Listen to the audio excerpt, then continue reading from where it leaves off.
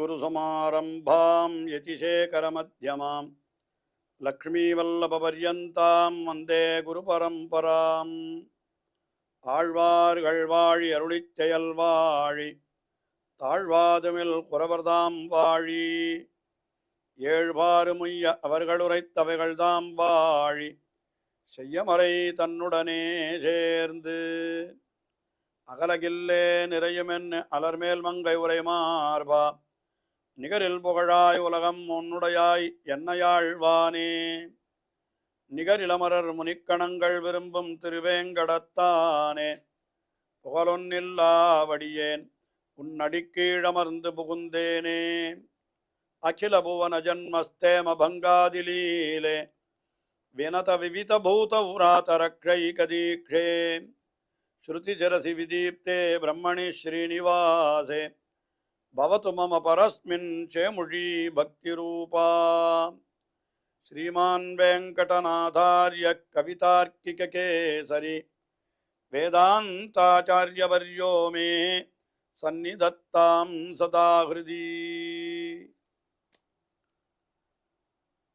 ஸ்ரீரங்கநாதனுடைய பாதுகைகளை குறித்து ஓரிரவிலே 1000 ஸ்லோகங்களை அருளி செய்திருக்கிறார் வேதாந்த தேசிகன். அதுதான் பாதுகா சகஸ்ரம் என்று கொண்டாடப் பெறுகிறது.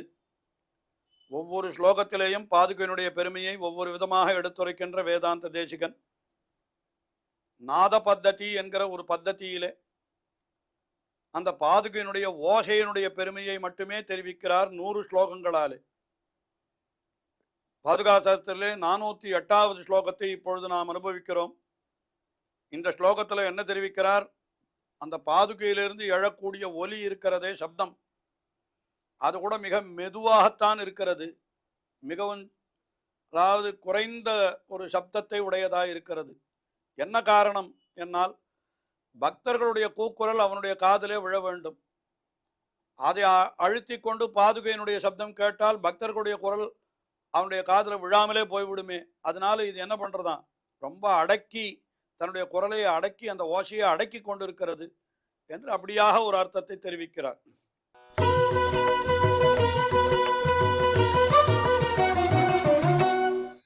शृणोतु रंगाधिपतिः प्रजानाम् आर्तध्वनिं क्वापि समुज्जिहानम् इतीव मत्वा मणिपादुके त्वं मन्दप्रचारैर् मृदुसुञ्जितासि.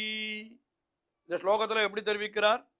शृणोतु रंगाधिपतिः प्रजानाम् आर्तध्वनिं प्रजानां क्वापि समुज्जिहानां आर्तध्वनिं, அதாவது உலகத்திலே இருக்கக்கூடிய மக்கள் அவர்கள் எழுப்புகின்ற துவனி ஓசை ஏதோ குவாபி துவனி, அது எப்படிப்பட்டது என்னால் ஆர்த்தத்வனிம். ஆர்த்தத்வனி என்னால் அவர்கள் கஷ்டப்பட்டு கொண்டிருக்கிற பொழுது ஐயோ எம்பெருமான் நம்மளை வந்து ரட்சிக்க மாட்டானா, இவ்வளவு கஷ்டப்படுகிறேனே என்று அந்த ஜனங்களெல்லாம் தங்களுடைய வருத்தத்தை தெரிவிக்கிறார்களாம். அந்த வருத்தமானது ரங்கநாதனுடைய காதிலே விழ வேண்டுமாம். சுருணோத்து ரங்காதிபதிஹி, ரங்கநாதன் அந்த ஓசையை காதாலே கேட்கட்டும் என்று கொண்டு என்ன பண்ணிருது, அந்த ஓசை காதில் விழணும். இதி இவமத்வா என்று நினைத்து மணிபாதுகே, ஏ மணிபாதுகே, துவம் மந்த பிரச்சாரைஹி, மெதுவாக நடந்து சென்று மிருதுசிஞ்சிதானி, மிகவும் மென்மையான சப்தத்தை, மிகவும் சிறியதாக இருக்கக்கூடிய சப்தத்தை நீ எழுப்புகிறாய். அதாவது பாதுகையிலிருந்து எழக்கூடிய ஒலி என்கிறது மிகவும் மென்மையாக மிகவும் சிறியதாக இருக்கிறது. பெரிய காதை பிளந்து கொண்டு வருகிற ஓசையா இல்லை. என்ன காரணம்? மெதுவாக நடந்து செல்லுகிறபடியினாலே. ஏன் மெதுவாக நடந்து செல்லுகிறது என்று கேட்டால், வழிநடையில் இருக்கக்கூடிய பக்தர்கள் எல்லாம் என்ன சொல்லுகிறார்கள் என்று காதல எம்பெருமான் கேட்க வேண்டாமா? அவன் வேகமாக சென்று விட்டால் எப்படி அவர்களுடைய வார்த்தைகள் இவன் காதல விழும்? அதனால பாதுகையே என்ன பண்றதா, மந்த பிரச்சாரைஹி, மந்த பிரச்சாரைஹினால் மெதுவாக நடப்பதினாலே அதிலிருந்து எழுதுகிற ஓசையும் எப்படி இருக்கும், மிருது செஞ்சிதானி, ஓசையும் ரொம்ப மிருதுவாக மென்மையாக சிறியதாக இருக்கும். ஏன் இப்படி மெதுவாக நடந்து செல்லுகிறான்? ஏன் இப்படி ஓசை குறைச்சு ரொம்ப காதல விழாத அளவுக்கு ரொம்ப சின்னதா இருக்கு என்று பார்த்தால், ஸ்ருணோது ரங்காதிபதிஹி பிரஜாநாமார்த்தத்வனிம், ரங்காதிபதிகி பிரஜானாம் ஆர்த்தித்வனின் சுருணோத்து. ரங்கநாதனான எம்பெருமான் அந்த பிரஜைகளுடைய ஆர்த்தத்வனி, அந்த கூக்குரலை காதாலே கேட்கட்டும். நம்முடைய ஓசை அந்த அடியவர்களுடைய கூக்குரலை அடக்கிவிடக் கூடாது. அந்த அடியவர்களுடைய கூக்குரல் நன்னா ரங்கநாதனுக்கு காதல விழணுமானால் நம்முடைய ஓசை கொஞ்சம் அடங்கித்தான் இருக்க வேணும் என்றுதான் என்ன பண்ணுகிறதாம். அந்த பாதுகை மிகவும் மென்மையான ஒலியை, அந்த மிகவும் சிறிய ஒலியை எழுப்புகிறது என்று இந்த ஸ்லோகத்திலே மிக அழகாக தெரிவித்தார். அதுக்கு அடுத்தபடியாக 409வது ஸ்லோகம். இதுல என்ன தெரிவிக்கிறார்? என்னுடைய கடைசி காலத்திலே இந்த பாதுகை ஒலி என்னுடைய காதிலே வந்து விழ வேண்டும். ஏற்கனவே இதே அர்த்தத்தை வேறொரு ஸ்லோகத்திலே வேறு விதமாக தெரிவித்திருக்கிறார். அது பாதுகா தூளியை பற்றி சொன்ன விஷயம். இங்கே பாதுகையினுடைய ஒலியை பற்றி சொல்லுகிற விஷயம் இது. அது சொல்லுகிறார், என்னுடைய கடைசி காலத்தில் இந்த ஒலி வந்து என்னுடைய காதிலே அப்படியே தேன் போல விழ வேண்டும் என்று தெரிவிக்கிறார்.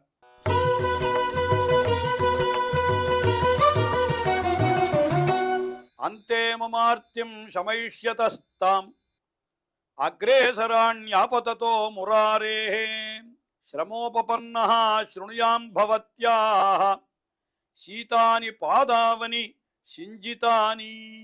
அந்தே என்னுடைய அந்திம காலத்திலே, அதாவது உயிர் பிரியும் தருவாயிலே, மமார்த்தியம் சமைஷ்யதா தாம், மம ஆர்த்தியம் என்னுடைய துக்கத்தை எல்லாம், சமைஷ்யதா அப்படின்னா போக்க போகிறவன், என்னுடைய கடைசி காலத்தில் நிச்சயமா எம்பெருமான் தானே வந்து என்னுடைய துக்கத்தை எல்லாம் போக்க போகிறான். அப்படி போக்குவதற்காக அவன் வருகிறான். ஆபததா முராரே, வருகின்ற எம்பெருமான். அப்படி வருகின்ற பொழுது அந்த எம்பெருமானுக்கு முன்னாலே என்ன வருகிறது? அக்ரேசராணி, அதுக்கு முன்னாலே என்ன வந்து வருகிறதுன்னு கேட்டா இந்த பாதுகையினுடைய ஓசை வருகிறதாம் இல்லையா? எம்பெருமான் வருவதற்கு முன்னாலே அந்த ஓசை வருமோ இல்லையோ? இயற்கையினுடைய இதை வர்ணிக்கின்ற விஞ்ஞானிகள் கூட என்ன சொல்றா, ஒலியினுடைய வேகம் அதிகம், ஒளியினுடைய வேகம் என்று இப்படியெல்லாம் சொல்லுகிறார்கள். அப்படி பார்க்கிற பொழுது நமக்கு பார்வைக்கு பின்னால தான் தெரியும் அந்த சப்தத்தை எழுப்புகின்ற வஸ்து. ஆனா அந்த சப்தம் முன்னாலேயே வந்து விடுகிறது. அதைத்தான் இங்க சொல்லுகிறார். என்ன சொல்றார்? அக்ரேசராண்யாபததா முராரேஹே. அப்ப என்னன்னா, நீ இதுக்கு எதுக்காக இப்படி வருகிறாய் அப்படின்னு கேட்டா சொல்றார் பாருங்க, கேட்கணும். என்ன பண்ணணும்? ஸ்ரமோபபன்னஹா பவத்யாஹா சீதானி பாதாவனி சிஞ்சிதானி சுருணுயாம். ஸ்ரமோபபன்னஹா, சிரமத்தை அடைந்திருக்கிற நான் என்ன பண்ண வேணும்? சுருணுயாம், காதாலை கேட்க வேண்டும். எதை கேட்க வேண்டும்? பவத்யாஹா சிஞ்சிதானி, உன்னுடைய அந்த ஓசை. அதுவும் எப்படிப்பட்ட ஓசை? சிஞ்சி சீதானி, மிகவும் குளிர்ந்த ஓசை. உண்மையிலே நாம் இந்த சம்சாரமாகிற வெக்கையிலே தகித்து கொண்டிருக்கிற பொழுது நமக்கு அந்த பாதுகையினுடைய ஒலி அது எப்படி இருக்கும்? குளிர்ச்சியாக இருக்குமா காதல கேட்கிற பொழுது. அதுவும் எம்பெருமான் நம்மை காப்பாற்றுவதற்கு எழுந்தொழுகிறான் என்கிற அந்த விஷயத்தை எம்பெருமான் எழுந்தொழுவதற்கு முன்னாலேயே நமக்கு முன்கூட்டியே வந்து தெரிவித்து விடுகிறது அல்லவா? எப்படி பெருமாள் சக்கரவர்த்தி திருமகன் வந்து சீதா பிராட்டியை மீட்டு கொண்டு போகிறான் என்கிற விஷயத்தை என்ன பண்ணினான்? முதலிலேயே திருவடியை அனுப்பி வைத்து அவளுக்கு கொஞ்சம் தரிப்பை உண்டாக்கினான். ஆனா எப்பொழுதுமே ஒரு விஷயம் சொல்லுவதுண்டு, நேர நாம் பெற வேண்டும் என்கிற விஷயமே அப்படி வந்தால் அந்த ஆனந்தத்திலேயே கூட நம்முடைய ஹிருதயம் நின்று போய்விடுமா. அதுக்காக கொஞ்சம் கொஞ்சமாக அதற்கு சொல்லணும் என்பதற்காக அப்படி பண்ணுவது உண்டுன்னு சொல்றார். அதுபோல முதல்ல அந்த பாதுகையினுடைய ஒலி, அதற்கு பிறகு எம்பெருமானுடைய பாதுகை, அதன் மேலே எம்பெருமான் என்று சேவிக்கிற பொழுது இன்னும் கொஞ்சம் ஆறுதலா இருக்கும் அல்லவா? அதைத்தான் இங்கே தெரிவிக்கிறார். ஆஹா, ஸ்ரமோபபன்னஹா, சிரமத்தை அடைந்திருக்கிற எனக்கு என்ன வேணும்னா, பவத்யாஹா சீதானி பாதாவனி பவத்யாஹா சீதானி சிஞ்சிதானி சுருணுயாம், அது நான் காதாலே, என்னுடைய காதாலே நான் கேட்க வேணும் என்று இந்த ஸ்லோகத்திலே அனுபவித்தார். அதற்கு அடுத்தபடி 410வது ஸ்லோகம். இந்த 410வது ஸ்லோகத்திலே என்ன தெரிவிக்கிறார்? இந்த பாதுகையினுடைய ஒலியை யார் யாரெல்லாம் கேட்கிறார்களோ அவர்கள் தங்களுடைய மனசுல இருக்கக்கூடிய அழுக்குகளை எல்லாம் அப்படியே அழித்து விடுகிறார்கள். மனசுல எல்லாருக்கும் மனசுல அழுக்குன்றது இருக்கத்தான் இருக்கும். ஏதோ சில எண்ணங்கள், இந்த உலகியல் விஷயங்களிலே இருக்கக்கூடிய விஷயங்களிலே பற்று, அது குடும்பத்திலே பற்று என்று சொல்லலாம், மனைவியினிடத்திலே பற்று, குழந்தையினிடத்திலே பற்று, மற்ற விஷயங்களிலே பற்று, உலகியல் விஷயங்களிலே பற்று என்கிறது இருக்கத்தான் இருக்கும். ஆனால் இந்த பாதுகையினுடைய ஒலி காதிலே விழ விழ விழ விழ என்ன ஆகும்? எல்லா விஷயங்களிலும் நம்முடைய ஆசை அடியோடு அகன்று விடும். அது ஒரு விதமாக தெரிவிக்கிறார் இந்த ஸ்லோகத்தில்.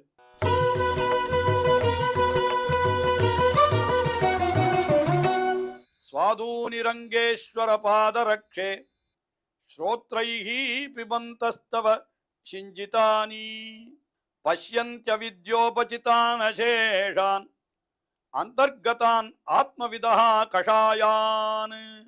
அதாவது என்ன தெரிவிக்கிறார்? இந்த பாதுகையினுடைய ஒலி தவ சிஞ்சிதானி ஸ்ரோத்ரைஹி பிபந்தா.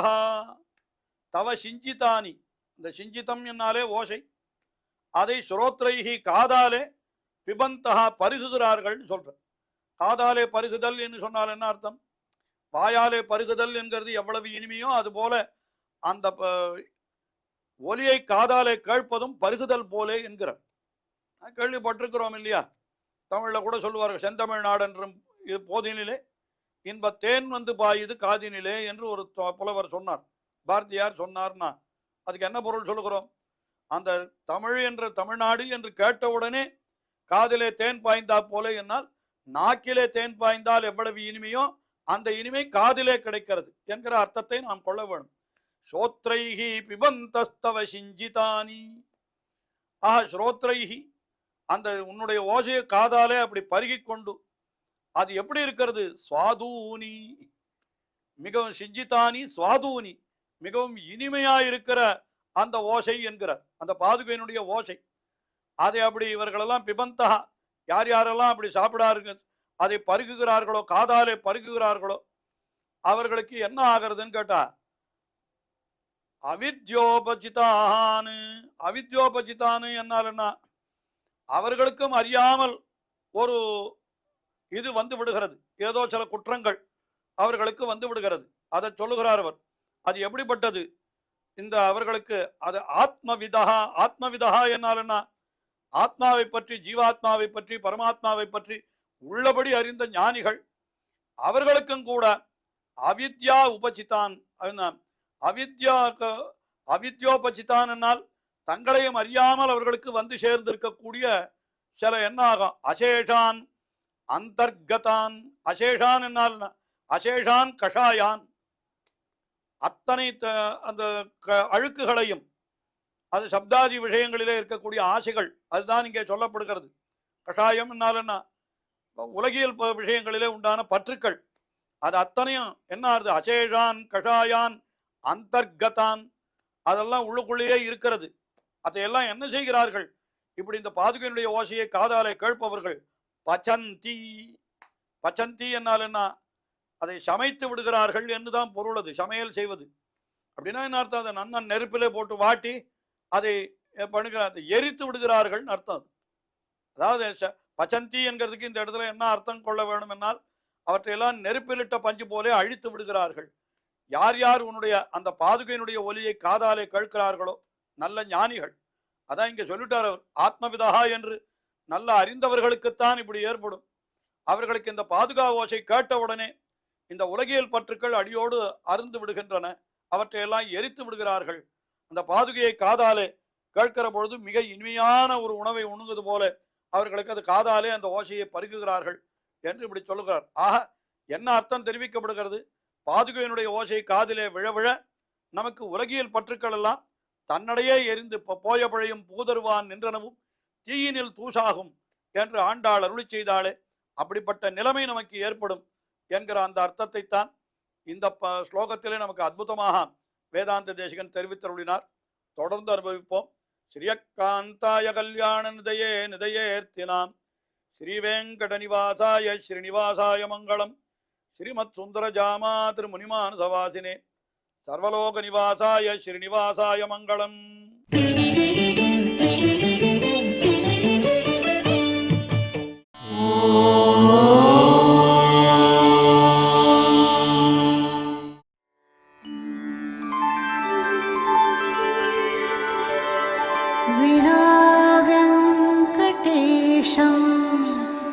ननाथो ननाथः सदा वेङ्कटेशं स्मरामि स्मरामि।